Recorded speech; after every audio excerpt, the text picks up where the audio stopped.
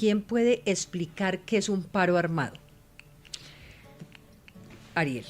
Un paro armado es una práctica que es tradicional en grupos armados, particularmente en grupos guerrilleros, y se basa en dos cosas. Por un lado, una restricción de la movilidad de la población. Les impiden moverse en buses, transitar después de las 6 de la tarde, les impiden salir incluso a ordeñar las vacas. Es un toque de queda que se hace en una determinada zona. En el caso de Chocó, lo que hacen generalmente es restringir la movilidad por los ríos, que es por donde la gente se comunica, sobre todo de Isminas hacia el sur. Pero es lo primero que hacen. Impedir la entrada de alimentos. Impedir la entrada y salida. Médicas, nadie todo, puede entrar nada. y salir. Y ni siquiera ir a los colegios ni nada. O sea, es restringir la movilidad. Pero lo otro que ha venido pasando en digamos, en los últimos 2 o 3 años, sobre todo en Caquetá, en Chocó, es que a ese paro armado se le suma que lo aprovechan para ir a censar la población. Entonces van a los caseríos, van a las veredas, obligan a la gente a carnetizarse, que tienen que tener un carnet, les imponen una serie de restricciones, que es lo que seguramente está pasando en Chocó, porque hace 3 años hubo combates entre el Clan del Golfo y el ELN en la parte media del Chocó, en Bojayá, en una zona que llaman Truandó. Y esto que está pasando ahorita, los combates desde el 5 de febrero ya es muy al sur del Chocó. O sea, todo parece indicar que el Clan del Golfo tiene arrinconado al ELN en una medida de desespero. Lo que seguramente está pasando es carnetizando a toda la gente para después, lo que vendría seguramente después del paro armado de esa carnetización, es nadie diferente al que esté carnetizado puede entrar a la zona. Uno escucha a la defensora desesperada contando lo que está pasando, uno ve a los analistas, a los estudiosos advirtiendo lo que está pasando, haciendo los llamados, uno ve al mismo ministro renunciado decir la institucionalidad no fue capaz de llegar al plateado. Entonces uno se pregunta, ¿estamos ante un desgobierno? Porque si estamos ante un desgobierno, si estamos ante una capacidad de gestionar, ¿qué es lo que le corresponde a la institucionalidad en ese caso? Diana, mire, yo creo que, decía mi abuela, se juntó el hambre con la gana de comer. Entonces, estamos en un momento del conflicto de fragmentación. Las disidencias eran 2, están rotas en 6, y muchos de los grupos, a excepción del Clan del Golfo, se están rompiendo. Entonces, eso hace que haya demasiada violencia y demasiada sevicia en muchas zonas del país. Entonces, es un periodo de fragmentación con una política de paz que promueve la fragmentación, porque entonces se rompe un grupo y sigue negociando con un pedazo, se rompe el otro y sigue negociando con un pedazo. Entonces, estamos en un momento de fragmentación criminal con una política que promueve la fragmentación. Y segundo, estamos en una crisis de la institucionalidad de la seguridad. Esa crisis tiene 3 connotaciones. Una crisis de plata, Diana. Entonces, mire, una cosa es decirlo acá, pero los erradicadores no, como eso, la comida de los erradicadores dependía de USAID. Hoy no hay comida porque no estaba además presupuestado para el tema de erradicación. De los 50 helicópteros de los Black Hawk, 17 están en tierra, porque no hay plata y eso dependía de un convenio con los Estados Unidos. Entonces hay un problema de plata. Hay un problema de estrategia, con una interinidad en el ministerio. O sea, que yo esperaría que el presidente lo resolviera entre hoy y mañana después de esta crisis. Y hay un problema de estrategia militar y táctica militar que no se entiende esta nueva dinámica criminal. Entonces yo, por ejemplo, está juntado el hambre con la gana de comer con un año preelectoral. El dato de la Defensoría es dramático porque dice hay 811 municipios afectados por violencia, de esos hay 300 muy afectados por violencia. Tenemos elecciones atípicas en Putumayo y hay unos rumores de que este comando de fronteras, el bloque fronteras, está metiéndole plata a todas las campañas y ese va a ser el panorama entonces para las elecciones que vienen del próximo año. Entonces yo sí creo que el problema es demasiado complejo. Entonces a mí me preguntan, Ariel, ¿entonces el gobierno puede hacer algo? Claro, puede hacer muchas cosas, pero resultado rápido no va a haber. Con este panorama que le acabo de dibujar, ¿de dónde vas a sacar la plata? Digamos, creo que o parecería por lo menos que los analistas, que los estudiosos entienden cómo funciona el escenario de estas nuevas guerras territoriales en Colombia, pero que el gobierno no. Entonces, estos que entienden, que son ustedes, pues están llamados a ir un poco más allá y a plantear por lo menos salidas. Diana, mire, esa pregunta que usted hace es demoledora. Es decir, si esto es así, ¿qué se puede hacer en el corto plazo? Es decir, este año, que no sea otra vez un aumento del pie de fuerza, nos vamos a tardar 4 o 5 años. Una repotencialización de los tucanos y los supertucanos va a costar primero mucha plata. Entonces, yo creo que nos toca hacer unas 4 cosas en el corto plazo. El plan Democracia, que ya comenzaron a reunirse el Ministerio del Interior, tendría que dar cuenta de la protección de los candidatos y candidatas, principalmente en Cámara de Representantes, donde haya mayor posibilidades de violencia, y segundo, en la prevención, que esto lo tendría que hacer la Fiscalía con la UIAF y el CNE, de la filtración de recursos ilegales. Segundo, tendríamos que crear rápidamente de las brigadas territoriales, aunque el gobierno las haya acabado, unas fuerzas de tarea contra organizaciones criminales que tengan jurisdicción nacional. Laura decía una cosa ya muy interesante, el Clan del Golfo está en una estrategia de mandar un corredor que es desde el nudo de Paramillo, o sea, sur de Córdoba, sur de Bolívar, sur del Cesar y Catatumbo.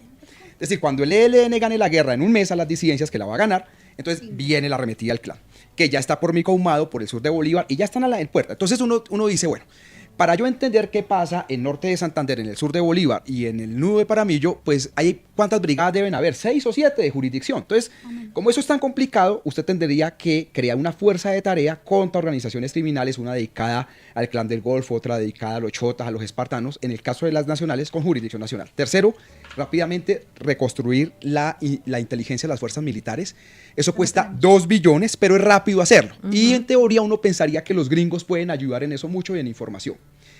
Y el cuarto tema, que es lo que yo creo que dice Laura sobre la prevención humanitaria. Usted tendría que, con el sistema de alertas tempranas de la Defensoría del Pueblo, que ellos encabecen las posibilidades donde usted va a encontrar, por ejemplo, mayor reclutamiento. Pero yo tengo una cosa, yo estoy leyendo el informe de la Defensoría de las 11 regiones. Y, por ejemplo, no hablan del Oriente Caucano, donde están reclutando mayor cantidad de niños. Entonces yo digo a veces, entonces ¿esto qué significa? Del Valle del Cauca, hablan del Pacífico Vallecaucano. Usted no se imagina lo que está pasando en Tuluá y Buga, en la zona de Barragán, un combate entre una cosa que llama la Yair Bermúdez y la Dan Izquierdo. Entonces uno como que dice, aquí hay, o sea, como que hay unos focos que no se le ha puesto atención. ¿Cómo revierte uno una situación tan grave como esta? Claro, y lo otro, Diana, es esto. Hay un problema muy delicado que es lo que explica Buenaventura de Sur del Chocó, y es que la onza de oro está en $2.800. Entonces, lo que hoy tenemos es que la pelea no es narcotráfico, sí es narcotráfico, perdón, me equivoco, pero es sobre todo minería ilegal. Que la minería tiene una particularidad y es que es más estática que los cultivos de coca, es decir, uno sabe que el corregimiento de Zaragoza en Buenaventura no lo van a mover. Entonces yo sí creo que esto requiere un nivel de inteligencia para poder meterse en esos focos.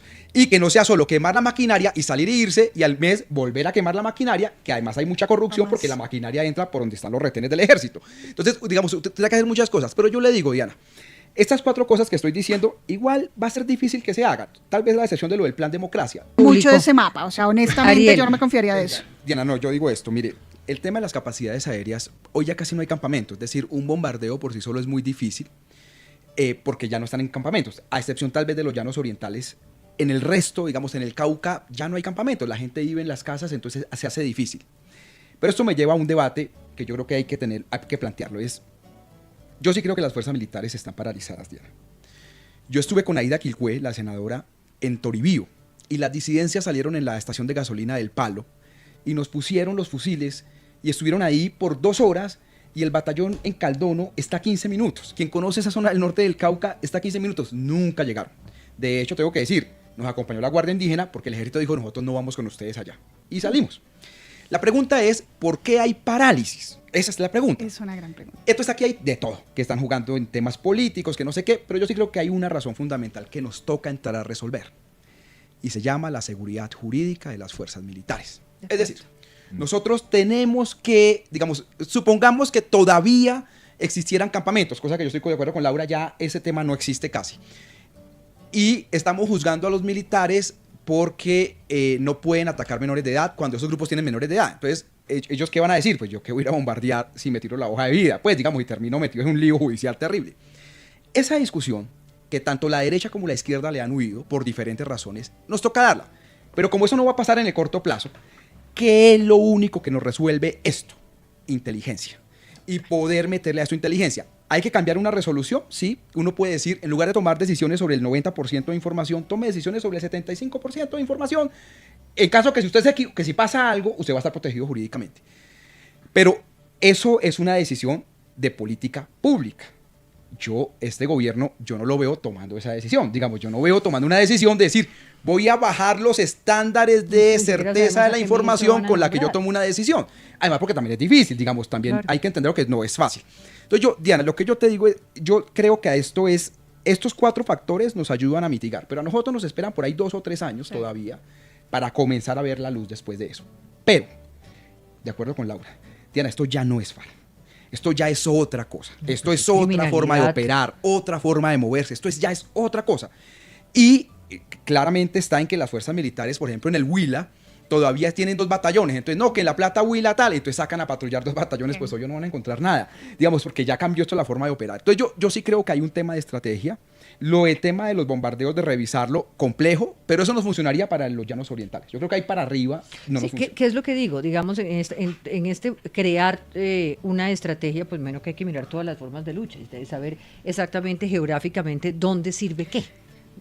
Pero yo creo que hay algo positivo en todo esto. Voy a poner una nota positiva en el programa de hoy, Diana, no, de verdad, y la encuentro cada vez más, digamos, estoy más convencida de eso, y es que estamos más cerca de tener una conversación seria de país sobre seguridad. Yo creo que eso es importante. Sí, claro. Y creo que es importante porque por mucho tiempo, digamos, las personas que nos hemos identificado más a la izquierda, habíamos dicho la seguridad, solamente con poner a los grupos armados a conversar en una mesa y tener desarrollo social, vamos a obtener seguridad.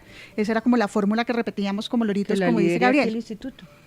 Pero además, pero hoy en día yo creo que cada vez entendemos que la seguridad, y de muchos sectores políticos y sociales, etcétera, que la seguridad es un bien público, 1. 2, que no podemos aspirar a una seguridad que sea violatoria de los derechos humanos. Eso también es, yo creo, y he hablado con muchas personas en la fuerza pública que ya tienen un acuerdo también sobre eso. A eso no vamos a volver, no queremos ese pasado. Y 3, que efectivamente necesitamos pensar esa seguridad en Colombia hacia el 2026. Muy bien, me quedan pocos minutos, pero necesito preguntarle, Ariel, sobre la nueva legislatura que arranca, porque arranca la nueva legislatura y lo que vemos es que lo que se priorizaría serían las reformas sociales, salud, laboral, entiendo que jurisdicción agraria, y tengo una gran pregunta, ¿la ley de competencias aparece por algún lado? No ha aparecido. A ver, entonces el panorama... Ahí es donde uno dice, bueno... Dijeron que le van a presentar el 20 de julio. Claro, pero o sea, para ya la no... siguiente, Claro, para la cuarta. Pero imagínese, ahora que se ¿Quién necesita... va después del 20 de julio a votar eso? Nadie, todo el mundo está en elecciones. Sí, entonces, todo esto que se logró, supuestamente, que es en esta ley de transferencias, de cambiar esto, de poderle generar unas condiciones a los territorios, nos quedamos sin ley de competencia. Entonces, mire, Diana, ¿qué veo yo? Esto va a depender de 2 cosas. En la vida real depende de si el presidente le da gabinete a la U con Mintic y a los liberales con algo. El Congreso es un hervidero. Temístocles Ortega entra en cambio, Freddy Muñoz... Que ambos son gobierno, en teoría. Sí, reemplaza de la Calle. Y ambos a comisión primera, ¿no? Y ambos a comisión primera, que es la comisión que yo presido. Entonces, primero va a depender, todas las reformas van a depender de cómo se conforme el nuevo gabinete y lo que dé el gobierno. A hoy lo que yo veo es que el presidente no quiere dar mayor participación y los partidos tampoco quieren que se la den porque quieren irse mucho a la oposición. Y va a depender, 2, de la capacidad del nuevo ministro o de quien quede en el Ministerio del Interior, que lo que yo creo que debería pasar es que quede el actual encargado. Pues que Gustavo, es el que sabe del tema. Es el que sabe eso. Y si no, eso se va a el que viene trabajando todos los temas. Entonces, de eso depende. Ahora, una vez ya, supongamos que eso no fuera un factor diferencial, uno entra. ¿Qué le digo yo? Yo creo que va a pasar jurisdicción agraria, que ya se logró concertación incluso con la oposición. Creo que lo de salud pasa en Cámara, pero en Senado no le veo cómo. Incluso la renuncia hoy del señor Marín y la llegada de Esperanza Andrade, lo que me dejaría ver a mí es que es uno más de oposición que llega a Senado a Comisión Séptima, lo cual diría que no pasa salud y tampoco pasaría laboral. Y si llegara a pasar algo de laboral sería dominicales, nocturnos y festivos. La ley de servicios públicos nadie la muestra. Y frente a la ley de competencias va a depender de la velocidad que le meta el gobierno con el DNP, que no tiene cabeza todavía. Entonces, eso va a depender de esa velocidad y si no, no hay tiempo. Conclusión, Diana, yo creo que pasa jurisdicción.